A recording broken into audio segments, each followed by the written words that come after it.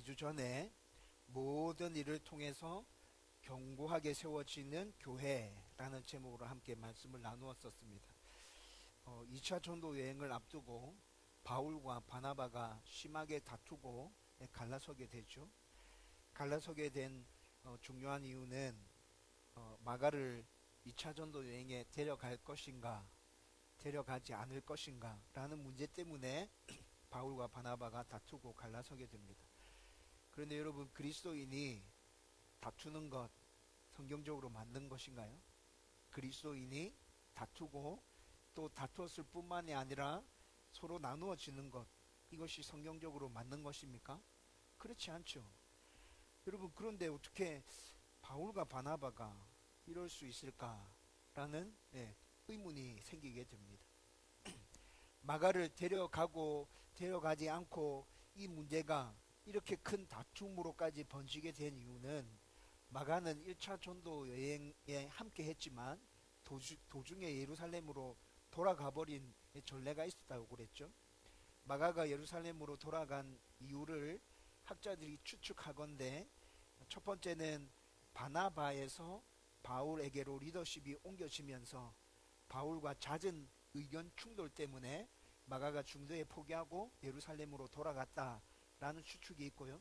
그리고 두 번째 추측으로는 앞으로 펼쳐질 전도 여행의 어려움 때문에 너무 두려움이 커서 예루살렘으로 다시 돌아갔다라는 이 두 가지 추측이 굉장히 유력하다 했습니다. 왜냐하면 바울이 2차 전도 여행을 떠날 때 마가를 데려가는 것을 적극적으로 반대했기 때문에 그 반대한 이유를 가지고 추측해 보건대, 첫 번째나 두 번째 이유 때문에 아마 바울이 이렇게 강하게 반대한 것이 아닐까? 이것이 타당한 추측이라고 볼 수 있다는 것이죠. 아무튼 마가는 이런 전례를 남겼기 때문에 바울과 지금 바나바가 2차 전도 여행을 떠나기 전에 바나바는 그래도 마가를 데려가자 라고 주장합니다. 여러분, 바나바의 특징에 대해서도 우리가 2주 전에 살펴봤죠. 바나바는 사람들을 잘 세우는 그런 사람이었어요. 굉장히 위로의 사람이었고, 또 바울도 바나바의 그런 성품 때문에 잘 세워지게 됐잖아요. 바나바의 이런 성품 때문에 바나바는 마가를 데려가서 지금은 좀 부족할지라도 그를 잘 도와주고 세운다면 그도 충분히 좋은 하나님의 사람이 될 수 있다. 그러니까 2차 전도 여행에 데려가자. 이것이 바나바의 주장이었습니다. 그렇지만 바울은 1차 전도 여행 때 그렇게 중도에 포기하고 떠나간 그 마가를 우리가 또 어떻게 믿고 데려갈 수 있나? 만약에 마가가 또 그런 식으로 돌아가 버린다면 그 어려움과 그 힘듦을 우리가 몽땅 다 감당해야 되는데 나는 그렇게 하긴 싫다. 바울은 이렇게 주장하는 거죠. 여러분, 결국 이 문제로 두 사람은 좀 전에 말씀드렸던 것처럼 심하게 다투었습니다. 그리고 결국 갈라서게 됩니다. 여러분, 제가 좀 전에 말씀을 시작하면서 그리스도인이 다투는 것 가능한 일입니까? 그리스도인이 다투어서 갈라서는 것 가능한 일입니까? 라고 질문을 던졌는데 아니요 라고 답했죠. 여러분, 이 상황이 우리가 보기에는 굉장히 부정적으로 보였습니다. 이 당시 교회의 중요한 지도자였던 바울과 바나바, 선교의 핵심적인 역할을 담당하고 있었던 바울과 바나바가 다투고 갈라섰다는 것이 더 큰 충격으로 우리에게 다가오죠. 다른 성도도 아니고 지도자이며 선교에 이렇게 중요한 역할을 했던 바울과 바나바가 다투어서 갈라졌다고? 이해하기가 어렵습니다.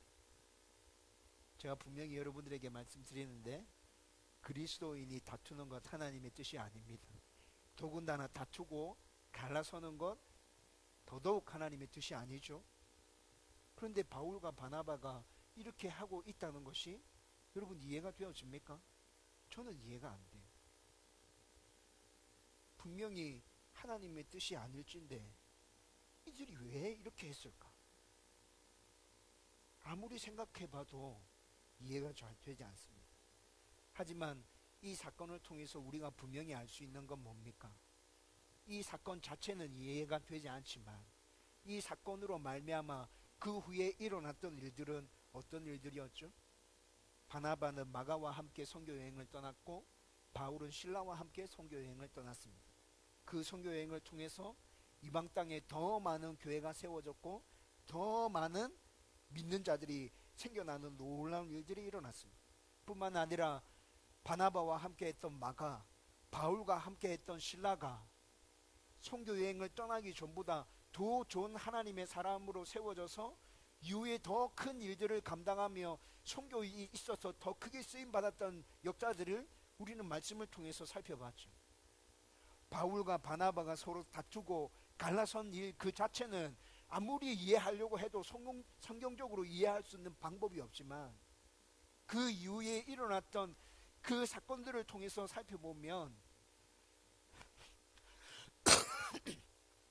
그 일들 가운데도 하나님께서 역사하신 것은 분명하구나 라는 사실을 발견할 수 있게 되죠. 여러분, 바울과 바나바뿐만이 아니라 우리가 살아가는, 성도들이 살아가는 모든 삶 가운데서도 동일하게 하나님께서는 일하고 계십니다. 우리가 어려움과 환난과 문제들 앞에서 주저하고 주저앉고 낙심하면서 잘못 살아간다 하더라도 하나님께서는 그 모든 상황들을 협력하여 선을 이루셔서 우리로 하여금 하나님의 사람 되게 하시고 우리가 속해 있는 교회가 건강하게 서게 하시고 이 땅 가운데 하나님의 나라가 편만하게 세워지도록 하나님께서는 그렇게 지금도 역사하고 계신다고요. 저와 여러분들은 어떤 상황 가운데서도 합력하여 선을 이루어 가시는 하나님, 성도를 온전하게 세워 가시는 하나님, 교회를 건강하게 세워 가시는 그 하나님에 대한 믿음을 굳게 가질 수 있게 되기를 주님의 이름으로 축원드립니다. 여러분, 우리 가운데 이런 믿음이 있다면 어떤 상황과 어떤 환경 가운데 들어가더라도 우리는 절대로 절망하거나 좌절하거나 낙심하지 않게 됩니다. 잠시 잠깐 그럴 수 있다 하지만 다시 일어서게 될 거예요. 협력하여 선을 이루시는 하나님, 나의 가운데 지금 역사하셔서 이 일을 통해서 나를 온전한 하나님의 사람으로 세우기 위해서 일하고 계신 하나님, 내 하나님은 좋은 하나님이고 내 하나님은 신실한 나의 아버지시다. 여러분, 이 믿음이 있다면 정말 다시 일어설 수 있지 않겠습니까? 저와 여러분들이 그런 하나님의 사람이 되기를 주님의 이름으로 축원드립니다. 이제 오늘 말씀은 바울과 신라가 도베와 루스드라에 이르렀을 때 거기서 준비된 동역자 디모데를 만나는 장면이 오늘 우리가 함께 읽었던 본문의 말씀입니다. 여러분, 디모데는 바울의 선교에 있어서 아주 중요한 동역자였습니다. 여러분, 바울이 기록한 서신서가 13권이거든요. 그 13권에서 바울이 디모데에 대해서 굉장히 자주 언급하고 있습니다. 고린도전서 4장 17절, 빌립보서 2장 19절에서 24절, 데살로니가 전서 3장 2절에서 3절, 그리고 디모데 전후서는 바울이 디모데에게 보내는 편지였죠. 그런 말씀들을 쭉 읽어보면 바울이 참 디모데를 신뢰하고 있고 디모데를 굉장히 아끼고 있고 디모데를 진짜 자신에게 제일 중요한 동역자로 생각하고 있구나 라는 것을 금방 발견할 수 있게 됩니다. 여러분, 이런 말씀뿐만이 아니라 바울이 디모데에게 에베소 교회를 맡깁니다. 그리고 에베소 교회에서 열심히 목회하고 있는 그 디모데를 격려하기 위해서 디모데에게 써 보내는 편지가 디모데 전후서였죠. 여러분, 먼저 에베소 교회를 바울이 디모데에게 맡겼다. 이 의미가 어떤 의미입니까? 에베소라는 지역을 먼저 살펴보면 에베소는 경제와 문화와 교육에 있어서 굉장히 중요한 이방 도시 가운데 하나였습니다. 그리고 도시 자체가 엄청나게 컸고요. 그리고 이 도시는 아데미 신전과 로마 황제를 숭배하는 신전이 엄청난 규모로 지어져 있었던 우상의 도시였습니다. 여러분, 아데미 신전은 지금도 7대 불가사의 중에 하나입니다. 어마어마한 규모로 지어졌고 아데미 신전에서 제사하기 위한 우상 숭배자들이 엄청나게 이 도시에 많았다고요. 우상 숭배의 도시였죠. 그리고 우상 숭배에서부터 비롯되어지는 여러 문제가 이 도시를 점령하고 있는 그런 상황이었어요. 바울이 에베소 지역에 들어가서 선교를 하고 복음을 전하기 시작합니다. 그런데 바울의 선교 역사 가운데 제일 길게 머물렀던 곳이 에베소였습니다. 3년 동안이나 에베소에서 머무르면서 에베소 교회를 세우죠. 그리고 매일 말씀을 가르친 곳이 두란노 서원이었습니다. 여러분, 두란노 서원이 에베소 교회에서부터 시작된 것이라고. 여러분, 바울이 에베소 교회에 정말 심혈을 기울여서 복음을 선포했다는 게 느껴지지 않습니까? 그런데 이렇게 3년 동안 바울이 교회를 세우고 난 다음에 그 에베소 교회를 누구에게 맡겨요? 디모데에게 맡긴다. 여러분, 이렇게 바울이 심혈을 기울여서 애정을 쏟아가며 세운 그 에베소 교회를 디모데에게 맡깁니다. 우상의 도시, 굉장히 규모가 컸고 여러 가지 문제가 존재하고 있는 그 에베소 교회를, 여러분, 바울이 정말 디모데를 신뢰하고 있고 바울이 정말 디모데는 충성스러운 하나님의 종이라고 인정하고 있다는 것이 느껴집니까? 이 에베소 교회를 디모데에게 맡기는 것을 보면 바울이 디모데를 정말 좋은 동역자로 생각하고 있구나 또 확인할 수 있게 됩니다. 그리고 디모데에게 써보내는 디모데 전후서, 이 서신서는 바울이 적었던 13권의 서신서 중에 디도에게 보내는 편지와 디모데에게 보내는 편지, 이 두 편지만 개인에게 보내는 편지였습니다. 그럼 나머지 11권의 서신서들은 교회가 돌아가면서 볼 수 있도록, 공통적으로 볼 수 있도록 보내는 편지였죠. 그만큼 바울이 디모데에게 관심을 가지고 그의 목회에 있어서 격려해주고 칭찬해주고 또 부족한 부분을 조언해주고 싶었기에 이렇게 디모데 전후서를, 개인적인 편지를 보내고 있구나 라는 것들을 통해서도 바울은 디모데를 참 중요한 동역자로 생각하고 있었다라는 것들을 발견할 수 있게 되죠. 여러분, 이렇게 성경에 나타나는 전체적인 모습들을 통해서 바울은 디모데를 자신의 사역에 있어서 정말 중요한 동역자로 생각하고 있었다는 것입니다. 그리고 바울과 디모데의 첫 만남이 오늘 우리가 읽었던 본문의 말씀에서 나타나는 스토리라는 거죠. 그런데 오늘 본문에서도 이해되어지지 않는 사건이 등장하고 있습니다. 말씀을 쭉 읽어가면서 바울이 왜 이렇게 했지? 라는 의문이 생기기 시작합니다. 여러분, 하지만 바울의 생각과 바울이 가지고 있었던 의도를 이해하면 그는 오직 복음 전파만을 생각하고 있었다는 것을 발견할 수 있게 됩니다. 그리고 바울의 이런 모습을 통해서 우리도 하나님의 영광과 복음 전파를 우리 삶에서 가장 중요한 최우선 과제로 생각하고 그것들을 붙들고 열심히 살아가야 하는구나 라는 것들을 깨닫게 된다는 것이죠. 저와 여러분이 오늘 말씀을 통해서 우리의 모든 삶에서 하나님의 영광과 복음 전파를 최우선 순위에 놓고 그것을 위해서 최선을 다하는 삶을 살아갈 수 있기를 주님의 이름으로 축원드립니다. 그러면 디모데는 어떤 인물인지에 대해서부터 한번 살펴보십시다. 먼저 디모데는 1절 말씀에 보면 제자였다고 말하고 있죠. 여러분, 오늘 본문에 등장하는 더베와 루스드라는 바울과 바나바가 1차 전도 여행 때 들렀던 곳이었습니다. 그리고 지금 세월이 한 2년에서 3년 정도 흘렀거든요. 세월이 2년에서 3년 정도 흐르고 난 다음에 바울과 실라가 이제 다시 그곳을 방문해서 성도들이 어떻게 생활하고 있는지, 교회가 굳건하게 세워져 가고 있는지 다시 점검하기 위해서 들렀습니다.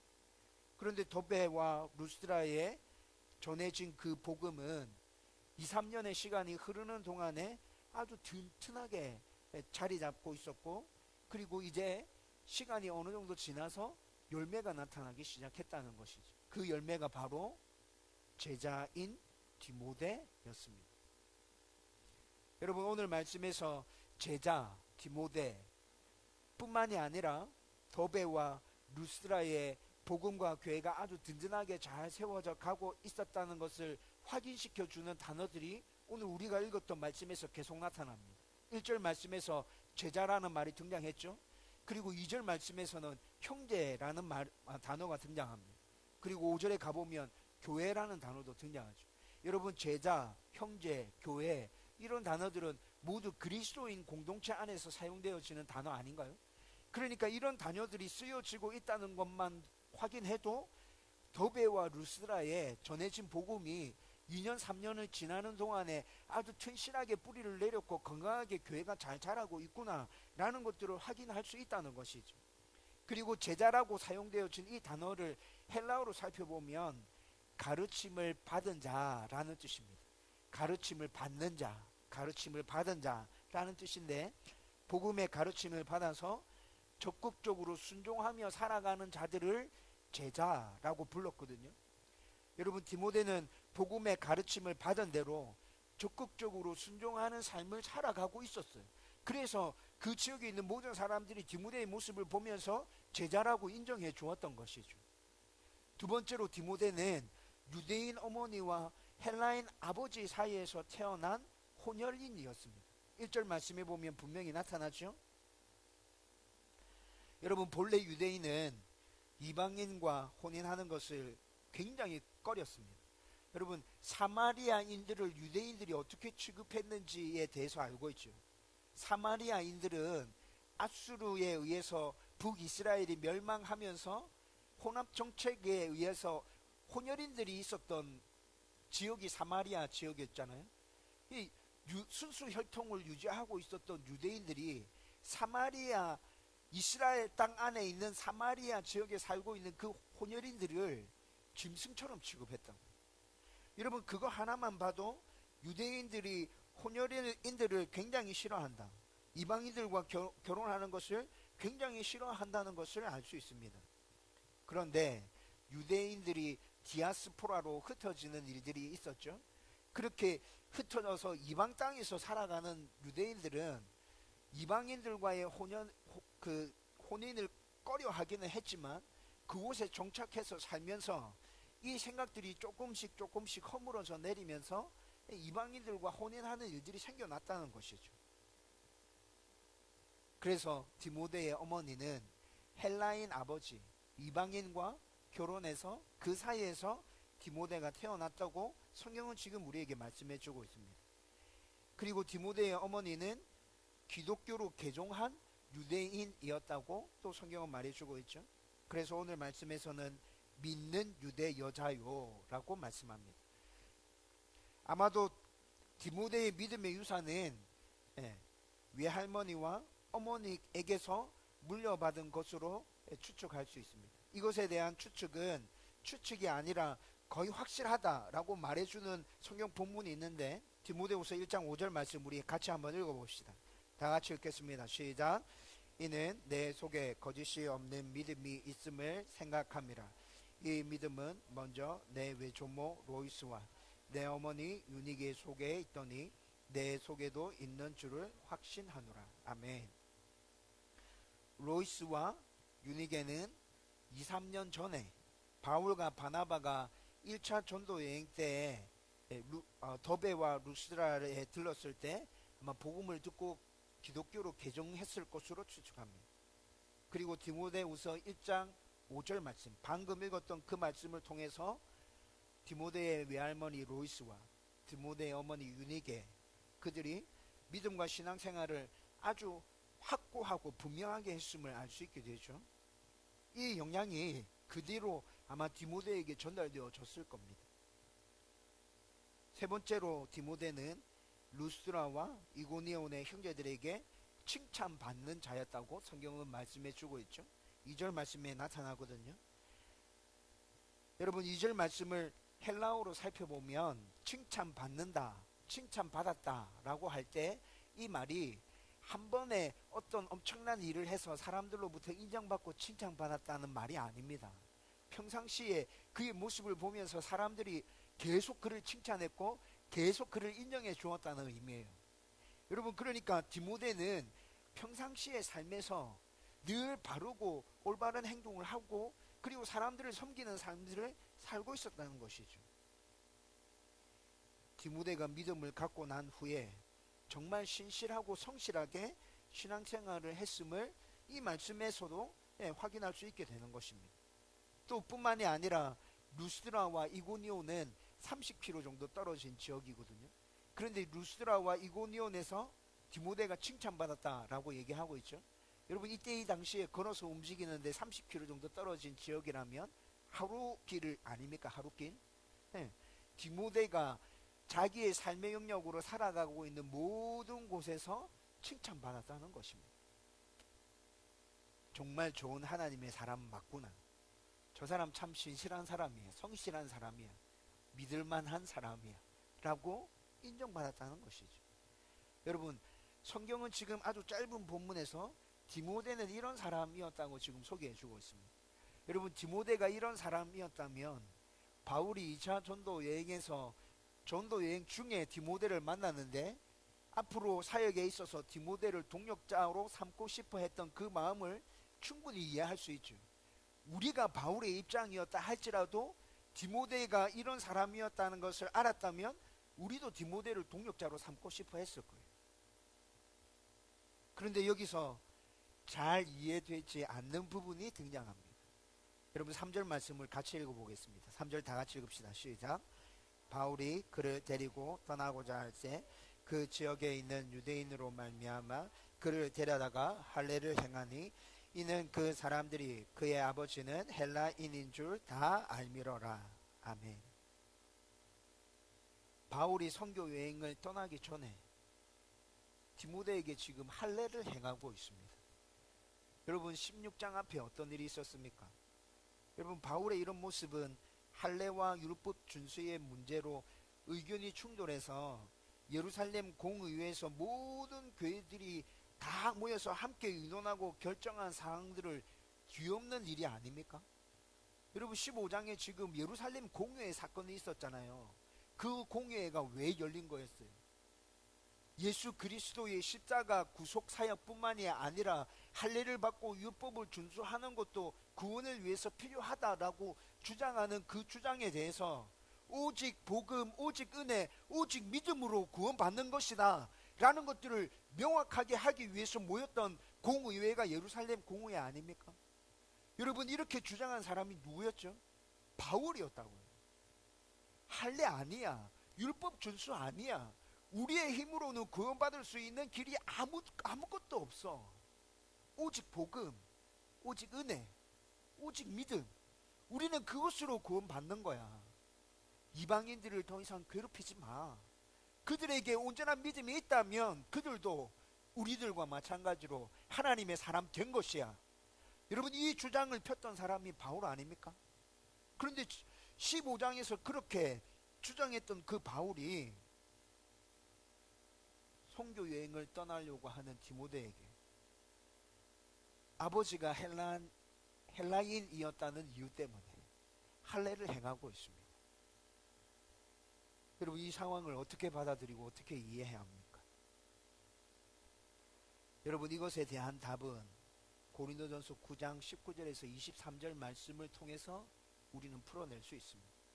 좀 길지만 고린도전서 9장 19절에서 23절까지의 말씀을 우리 같이 읽어보십시다. 다 같이 읽겠습니다. 시작.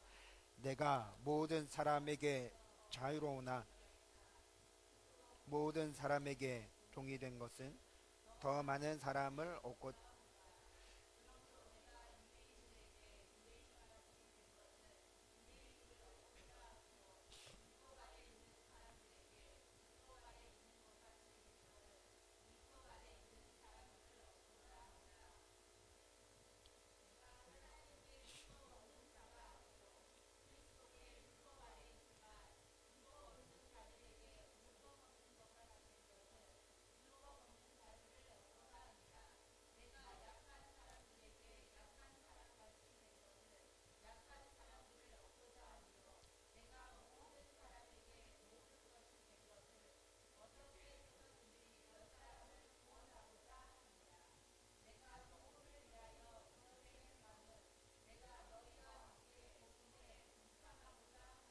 아멘.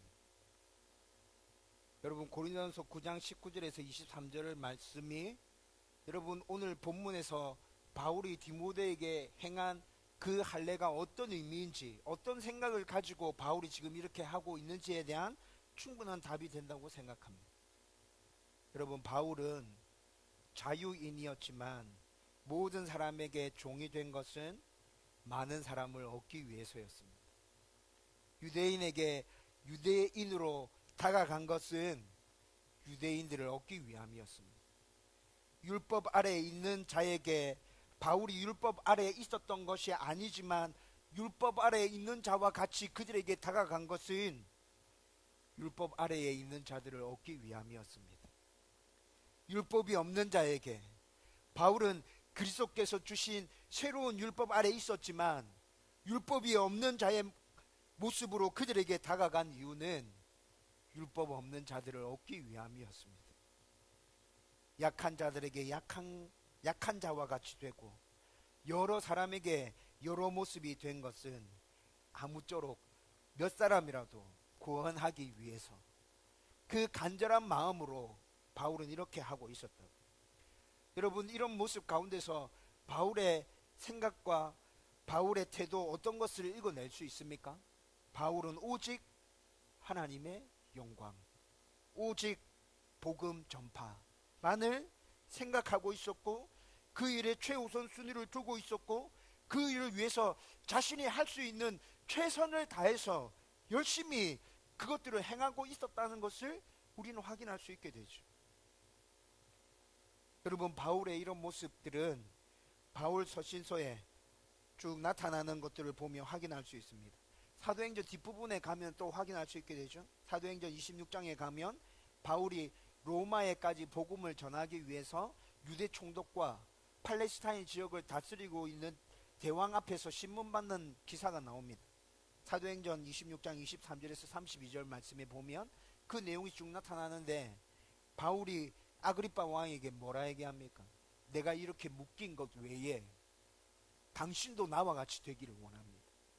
여러분, 이거 진짜 완전 미친 거 아니에요? 아그리빠는 팔레스타인 전체를 다스리고 있었던 대왕이었거든요. 여러분, 그 권력자 앞에서 바울이 이렇게 얘기하고 있다. 내가 묶인 것 외에는 당신도 나와 같이 되기를 원합니다. 무슨 말입니까? 당신도 예수 믿어서 하나님의 자녀가 되길 원합니다. 여러분, 이 의미 아닙니까? 여러분, 그 어떤 누구가 그 아그리빠라는 그 권력자 앞에서 이런 이야기를 할 수 있을까요? 빌립보서 3장 7절과 8절 말씀에 보면 바울은 이렇게 얘기합니다. 예수를 아는 지식이 가장 고상한 지식이고 내가 그동안 세상에서 터득한 모든 지식은 다 배설물이다. 쓰레기다. 나는 그것들을 다 내어버린다. 쓸모없는 것이었다.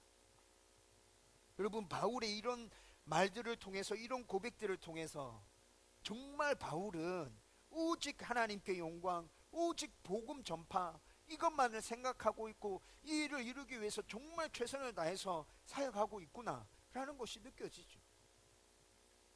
여러분, 바울의 생각과 마음이 이러했기 때문에 디모데를 데리고 선교 여행을 떠나기 전에 방해가 될 만한 것을 미리 제거하고 있는 것이죠. 그것이 할례였습니다.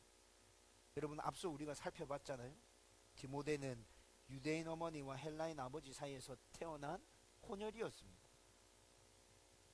앞으로 선교 여행 중에 이방인들만 계속 만나는 것이 아니라 디아스포라 유대인들도 계속 만나게 될 것이거든요. 그런데 그들에게 복음을 전할 때 시비거리가 될 만한 것은 미리 제거하고 떠나자라는 것이 바울의 생각인 거죠. 만약에 디모데가 할례를 받지 않고 선교 여행을 떠났다가 유대인들을 만나서 복음을 전했습니다. 그런데 그 유대인들 중에 복음을 강하게 거부하는 사람이 있었습니다. 그런데 그 사람이 디모데가 혼혈인이고 할례 받지 않았다는 것을 알게 된다면 여러분, 그것이 공격의 포인트가 되지 않을까요?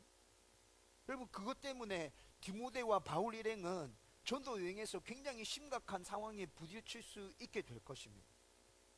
바울은 지금 이러한 불필요한 논쟁과 공격들을 없애기 위해서 할례를 행하고 있는 것이죠.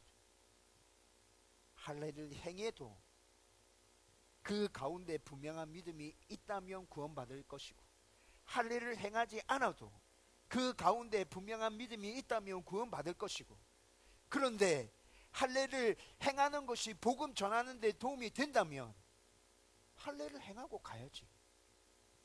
바울의 생각은 이것이라고. 이렇게 할례를 행하고 난 다음에 바울과 실라, 디모데는 계속해서 전도 여행을 이어갑니다. 그리고 15장에서 결정했던, 예루살렘 공의회에서 결정했던 그 결정들을 자기들이 다니는 곳곳에 가서 교회들에게 알려주고 또 이방 사람들을 만나서 복음을 전하는 일을 계속했습니다. 여러분, 15장 예루살렘 공의회에서 결정된 사항은 무엇입니까? 할례와 율법 준수는 구원받는 데 있어서 조건이 될 수 없다. 다만 우상의 제물을 멀리하는 것, 음행을 멀리하는 것, 목매어 죽인 것을 금하는 것, 피를 먹는 것을 금하는 것, 이방인들에게 이것만 주의하라고 전해주자. 이것이 예루살렘 공의회의 결정 아니었습니까? 그래서 바울과 실라와 디모데는 할례에 대해서 얘기한 것이 아니라 예루살렘 공의회에서 결정한 이 것들을 교회에다가 알려주고 또 이방 사람들에게 예수 그리스도의 복음을 전했다는 것이죠. 이렇게 했을 때 5절 말씀에서 교회는 더 굳건하게 세워지고 복음은 더 넓게 퍼져갔다는 것을 확인할 수 있게 됩니다. 5절 말씀도 같이 읽읍시다. 다 같이 읽겠습니다. 시작. 이에 여러 교회가 믿음이 더 굳건해지고 수가 날마다 늘어가니라. 아멘. 이제 말씀을 정리하려고 합니다.